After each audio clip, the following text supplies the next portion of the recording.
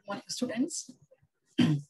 आज हम देखेंगे, आज हमारा जो टॉपिक है वो है speed control of induction motor from stator side. कल की क्लास में मैंने आपको बताया था जो हम स्पीड कंट्रोल कर सकते हैं इंडक्शन मशीन की, वो दोनों साइड से हम कर सकते हैं। स्टेटर साइड से भी कर सकते हैं और रोटर साइड से भी कर सकते हैं। स्टेटर साइड के मैंने 3 मेथड्स आपको बताए थे। By the voltage variation of supply frequency, variation of supply voltage, और आपका था changing the number of poles. ठीक है ना, इन तीनों मेथड से हम अपनी स्पीड को कंट्रोल कर सकते हैं। तो हमारा जो फर्स्ट मेथड है स्पीड कंट्रोल का फ्रॉम स्टेटर साइड पे, वो है V/F कंट्रोल और फ्रीक्वेंसी कंट्रोल मेथड। इसमें हम दोनों ही चेंज करेंगे, हम सप्लाई वोल्टेज को भी चेंज करेंगे और फ्रीक्वेंसी को भी चेंज करेंगे। मतलब वो जो दो मेथड्स थे वो हम एक में ही इनकॉर्पोरेट कर रहे हैं। क्यों कर रहे हैं वो अभी अपन डिस्कस करेंगे। ठीक है, तो इसी को हम बोलते हैं वोल्टेज फ्रीक्वेंसी कंट्रोल और वोल्टेज फ्रीक्वेंसी कंट्रोल और फ्रीक्वेंसी कंट्रोल मेथड। इसमें क्या करते हैं हम, in a three phase induction motor EMF is induced by induction similar to that of transformer which is given by, सभी को पता है जो हमारी EMF induction machine, EMF equation होती है इंडक्शन मशीन की, बिल्कुल सेम होती है ट्रांसफार्मर की। ठीक है ना, जो जो ट्रांसफार्मर में हमने ईएमएफ इक्वेशन निकाली थी वही हमारी सेम आती है इंडक्शन मशीन में। क्योंकि हम ये बोलते हैं हमारी जो इंडक्शन मशीन है वो, उसको हम रोटेटिंग ट्रांसफार्मर भी बोल सकते हैं, क्योंकि जो आपकी सेकेंडरी साइड है वो रोटेट कर रही है, जबकि ट्रांसफार्मर में क्या होता है वो स्टेशनरी होती है। और ट्रांसफार्मर में हम सेकेंडरी साइड में लोड को कनेक्ट करते हैं, यहाँ पे हम क्या करते हैं सेकेंडरी साइड को शॉर्ट सर्किट कर देते हैं। तो हम ये बोल सकते हैं आपका जो इंडक्शन मशीन है वो बिहेव करती है एज अ रोटेटिंग ट्रांसफार्मर की तरह, जिसकी सेकेंडरी साइड क्या हो, शॉर्ट सर्किटेड हो। ठीक है, तो जो ईएमएफ इक्वेशन है दोनों की ही सेम है, P is equal to 4.44 F phi KT। ठीक है, अब जो इंड्यूस वोल्टेज हो रहा है और जो सप्लाई वोल्टेज वो हमारा सेम है, हम कुछ दोनों में से कुछ भी लिख सकते हैं। 4.44 F जो है वो आपका है फ्रीक्वेंसी, फाई आपका है फ्लक्स, के आपका वाइंडिंग कांस्टेंट है और टी है आपका number of turns per phase. ठीक है, अब कितना वोल्टेज अप्लाई करेंगे वो डिपेंड करता है, वो डायरेक्टली प्रोपोर्शनल होता है फ्लक्स के। अगर आप ज्यादा वोल्टेज अप्लाई करोगे तो आपका फ्लक्स की जो वैल्यू होगी वो ज्यादा होगी, वोल्टेज अप्लाई आप कम करोगे तो जो फ्लक्स की वैल्यू होगी वो भी क्या होगी, कम होगी। तो हम ई और वी की जगह फ्लक्स को लिख सकते हैं। तो फ्लक्स आपका हो जाएगा वी डिवाइडेड बाय, यहाँ से इस इक्वेशन से मैं फ्लक्स की वैल्यू निकाल लूंगी तो फ्लक्स आपका हो जाएगा V अपॉन 4.44 ETF। ठीक है, अब इस इक्वेशन से मुझे दो चीजें समझ में आ रही है। एक चीज तो ये कि आपका जो फ्लक्स है वो दो चीजों पे डिपेंड कर रहा है, एक हमारा वोल्टेज पे डिपेंड कर रहा है हमारा फ्लक्स, और दूसरा है आपका फ्रीक्वेंसी पे डिपेंड कर रहा है। ठीक है, अब इसमें देखिए जो आपका 4.44 है और जो वाइंडिंग कांस्टेंट है और जो नंबर ऑफ टर्न पर फेज, ये तीनों ही क्या है हमारे, ये तीनों ही कांस्टेंट है। ठीक है, 4.44 के और टी ये हमारे क्या है, तीनों कांस्टेंट है। मतलब आपका जो ये फ्लक्स की जो वैल्यू है ये हमारा सप्लाई वोल्टेज पे डिपेंड कर रहा है और फ्रीक्वेंसी पे डिपेंड कर रहा है। अगर मैं इसकी इक्वेशन लिखूं तो क्या मिलेगी, जो हमारा फ्लक्स है वो प्रोपोर्शनल हो गया V/F के। ठीक है, क्योंकि जो 4.44 है केटी है ये क्या है, हमारा कांस्टेंट है। तो फ्लक्स की क्या वैल्यू आ गई, flux is directly proportional to V/F। अब क्योंकि हम फ्रीक्वेंसी कंट्रोल है तो हम सबसे पहले देखते हैं, अगर मैं अपने सप्लाई वोल्टेज को कांस्टेंट रख रही हूँ, ठीक है, अगर मेरा सप्लाई वोल्टेज कांस्टेंट है, इसको मैंने क्या कर दिया, कांस्टेंट कर दिया, ये हमारा कांस्टेंट है, तो जो फ्लक्स है, जो हमारा फ्लक्स है वो इनवर्सली प्रोपोर्शनल हो गया फ्रीक्वेंसी के। ठीक है, आपका जो, अगर मेरा सप्लाई वोल्टेज कांस्टेंट है, अगर मैं सप्लाई वोल्टेज को कांस्टेंट रख रही हूँ तो आपका जो फ्लक्स है, वो इनवर्सली प्रोपोर्शनल हो गया फ्रीक्वेंसी के। मतलब अगर आप फ्रीक्वेंसी को चेंज करोगे तो आपका जो फ्लक्स होगा वो भी क्या होगा, चेंज होगा। अब क्या प्रॉब्लम आ गई है ना, अब कैसे क्या होगा वो हम देखते हैं। अब देखिए, अगर मैं फ्रीक्वेंसी को चेंज मतलब बढ़ा नहीं सकती हूँ। आपकी जो सप्लाई फ्रीक्वेंसी, जो सप्लाई वोल्टेज जो आ रहा है वो किस फ्रीक्वेंसी पे आ रहा है, 50 हर्ट्ज पे जो आपको सप्लाई मिल रही है वो 440 वोल्ट। अगर मैं 3-फेज इंडक्शन मोटर की बात कर रही हूँ तो स्टेटर साइड में जो आप वोल्टेज अप्लाई कर रहे हो वो 440 वोल्ट 50 हर्ट्ज फ्रीक्वेंसी है आपकी। तो मैं जो 50 हर्ट्ज आ रही है बस उससे ज्यादा नहीं कर सकती हूँ, मैं क्या कर सकती हूँ, उसको कम कर सकती हूँ। तो अगर मैं फ्रीक्वेंसी को कम, ज्यादा मैं नहीं कर सकती हूँ, अगर मैं फ्रीक्वेंसी को कम करती हूँ, ठीक है ना,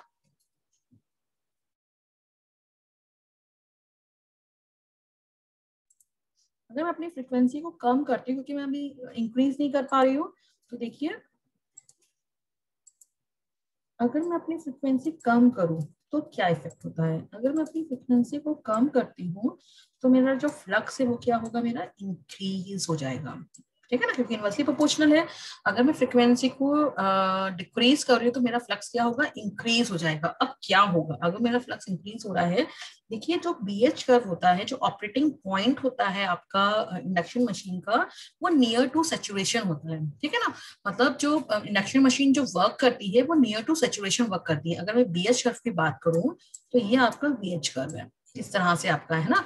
तो आपकी जो इंडक्शन मोटर होती है वो सैचुरेशन पे वर्क करती है, यहाँ पे वर्क करती है, ठीक है। उसके बाद कांस्टेंट हो जाता है। तो अगर मैं फ्रीक्वेंसी को बढ़ाती जाऊंगी तो फ्लक्स क्या होता जाएगा, इंक्रीज होता जाएगा। और अगर ये सेचुरेशन पॉइंट पे पहुंच गया, ठीक है ना, अगर ये सेचुरेट हो गया, मतलब अगर आपका ये सेचुरेट हो गया तो क्या होगा, आपको प्रॉब्लम आएगी, है ना, क्योंकि ऑलरेडी सेचुरेशन पॉइंट पे कर रहा है। तो आप मतलब क्या होगा, मैग्नेटाइजिंग करो जब होगा क्या होगा, बढ़ता जाएगा, क्योंकि फ्लक्स तो आपका इंक्रीज नहीं होगा। एक टाइम पे ऐसा आएगा कि आपका सेचुरेशन पॉइंट पर आ गया, अब आप बढ़ाते जाओ करंट को, आपका जो फ्लक्स है वो क्या हो जाएगा, आपका कांस्टेंट हो जाएगा। तो आपका क्या होगा, फ्लक्स तो हमारा कांस्टेंट हो गया, आप फ्रीक्वेंसी को कम करते जा रहे हो तो क्या होगा, हमारा जो ये मैग्नेटाइजिंग करंट है ना, ये हमारा इंक्रीज होता जाएगा। ये समझ में आया? तो अगर मैं फ्रीक्वेंसी को कम कर रही हूँ और वोल्टेज मेरा अगर कांस्टेंट है, ठीक है, तो हमारा जो मैग्नेटाइजिंग करंट होता है, ठीक है, जो आईम्यू करंट होता है, मैग्नेटाइजिंग, जो कोर को मैग्नेटाइज करता है। एक तो सबसे पहली बात, कोर हमारा सैचुरेशन पॉइंट पर पहुंच गया। उसके बाद क्या होगा, आपका जो मैग्नेटाइजिंग करंट होगा वो क्या होगा, इंक्रीज हो जाएगा। अगर ये मैग्नेटाइजिंग करंट इंक्रीज हुआ तो जो कोर लॉसेस होंगे वो क्या हो जाएंगे, आपके इंक्रीज हो जाएंगे, ठीक है ना। आपके जो कोर लॉसेस हैं वो क्या हो जाएंगे, आपके इंक्रीज हो गया। अगर मेरे कोर लॉसेस इंक्रीज हो गए तो आपकी जो इफिशियंसी है क्या हो जाएगी, हमारी डिक्रीज हो जाएगी, क्योंकि जो इफिशियंसी है वो लॉसेस के इनवर्सली प्रोपोर्शनल होता है। जितने ज्यादा लॉसेस होंगे इफिशियंसी क्या हो जाएगी, डिक्रीज होती जाएगी, ठीक है ना। तो एक तो ये डिसएडवांटेज हो गया आपका कि अगर आप फ्रीक्वेंसी को डिक्रीज कर रहे हो, आपका फ्लक्स इंक्रीज हो जाएगा। फ्लक्स इंक्रीज हो रहा है तो कोर हमारा सेचुरेशन पे चला जाएगा, मैग्नेटाइजिंग करंट बढ़ जाएगा, कोर के जो लॉसेस है वो बढ़ जाएंगे और इफिशियंसी क्या हो जाएगी, डिक्रीज हो जाएगी। और अगर मेरे मैग्नेटाइजिंग करंट इंक्रीज हो गया तो मेरा जो पावर फैक्टर है ना वो डिक्रीज हो जाएगा, ठीक है ना। पावर फैक्टर क्या हो जाएगा, मेरा डिक्रीज हो जाएगा। वैसे ही इंडक्शन मशीन है, वैसे ही लो पावर फैक्टर पे वर्क कर रही है और पावर फैक्टर कम हो जाएगा, ठीक है ना। तो ये सारे डिसएडवांटेजेस हैं आपके, सिर्फ अगर आप फ्रिक्वेंसी को कंट्रोल कर रहे हो। तो अब हमने क्या किया, हम सिर्फ फ्रिक्वेंसी को कंट्रोल नहीं कर रहे हैं, ठीक है ना। अब हम क्या करेंगे, हमारा जैसे मैंने आपको बताया था, जो आपका फ्लक्स है वो V पे भी डिपेंड कर रहा है। तो हम क्या कर रहे हैं, इस फ्लक्स को, मुझे क्या करना है, इस फ्लक्स को कांस्टेंट रखना है। समझ में आया? मुझे इस फ्लक्स को क्या रखना है, कांस्टेंट रखना है, क्योंकि मैं इस फ्लक्स को बढ़ा नहीं सकती हूँ, क्योंकि वो ऑलरेडी ही नियर टू सैचुरेशन पॉइंट पे वर्क कर रहा है। तो हम क्या करेंगे, अगर मैं इस फ्रिक्वेंसी को डिक्रीज कर रही हूँ ना, तो मुझे वोल्टेज को भी क्या करना पड़ेगा, डिक्रीज करना पड़ेगा। मतलब मुझे ये कांस्टेंट रखना है। अगर मैं फ्रिक्वेंसी को डिक्रीज करूँ तो आपका ये बढ़ जाएगा, और मुझे इसको कम करना है तो मुझे वोल्टेज क्या करना पड़ेगा, कम करना पड़ेगा, ठीक है। अगर मैं फ्रिक्वेंसी को बढ़ा रही हूँ तो मेरा फ्लक्स क्या होगा, कम होगा। तो इसको मुझे कांस्टेंट रखने के लिए यहाँ पे क्या करना पड़ेगा, वोल्टेज को बढ़ाना पड़ेगा। ये समझ में आया? तो मुझे क्या करना पड़ेगा, मुझे V/F कंट्रोल करना पड़ेगा। अगर मैं फ्रिक्वेंसी को चेंज कर रही हूँ, उसी रिस्पेक्ट में मुझे वोल्टेज को भी क्या करना पड़ेगा, चेंज करना पड़ेगा, ठीक है।